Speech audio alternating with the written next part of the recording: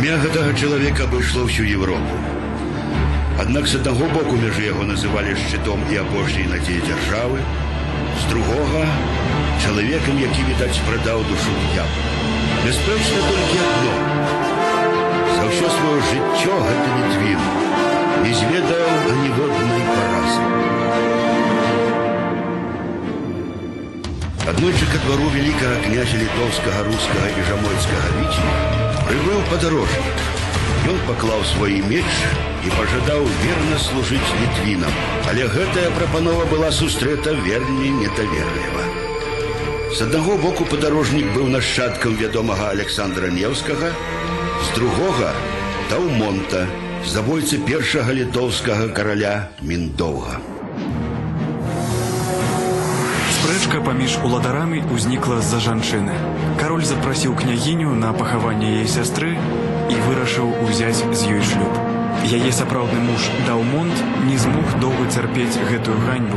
Ён падсцярог Міндоўга, а потым і перабіў амаль усіх яго нашчадкаў. Магчыма, новы ўладар літвінаў вырашыў выпрабаваць Давыда. Таму ён адаслаў свайго новага васала кашталянам у адзін з самых небяспечных замкаў княства – Гарадзенскі. Гародня ў той час была фарпостам славянскага свету. Яна знаходзілася недалёка ад мяжы з крыжакамі, і яны даволі часта бралі замак у аблогу. Яго абарона была непасрэдным абавязкам Давыда. І князь выконваў яго вельмі паспяхова. У 1305, 1306, 1311 і 1324 годах крыжакі спрабавалі захапіць Гародню, але безвынікова.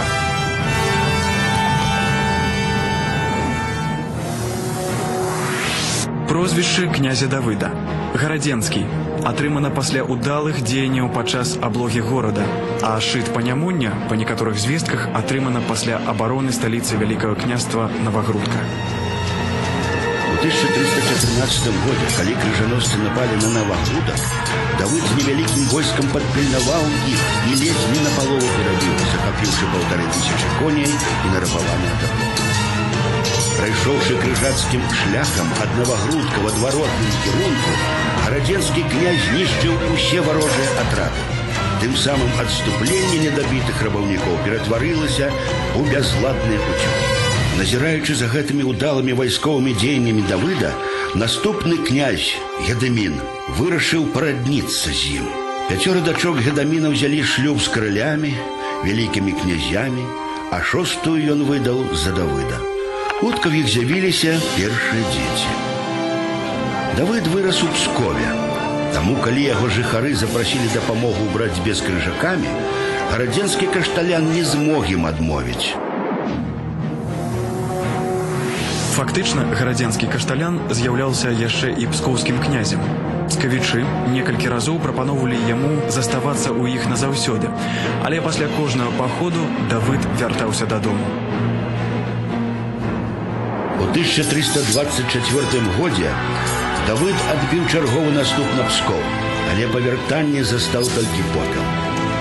На дом гарадзенскага кашталяна нечакана напалі 3 нямецкія рыцары разам з 600 кнехтамі. Па меркаванні даследчыкаў падчас набегу загінула жонка і ўсе дзеці Давыда. У 1326 годзе Давыд здзяйсняе вялікі набег на Прусію. Ён нечакана з'яўляецца ў бранденбургскай манархіі, рухаецца праз усю ўсходнюю Еўропу, даходзіць да кватэры Таўтонскага ордэна. У мастацкай літаратуры захавалася легенда, што Давыд, каб адпомсціць крыжакам за жонку, прадаў душу д'яблу.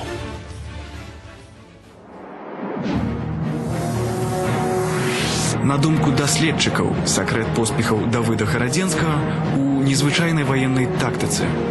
Некаторыя прынцыпы, якой і дагэтуль прымяняюцца ў падраздзяленнях спецназа. Памёр Давыд Гарадзенскі ад удара здрадніка, мазавецкага рыцара Анджэя Госта. Цела князя дружыннікі на шчытах перанеслі да самой Гародні. Па легендзе потым яны разышліся па свеце, бо не змаглі знайсці сабе больш дастойнага ўладара і больш таленавітага баяра.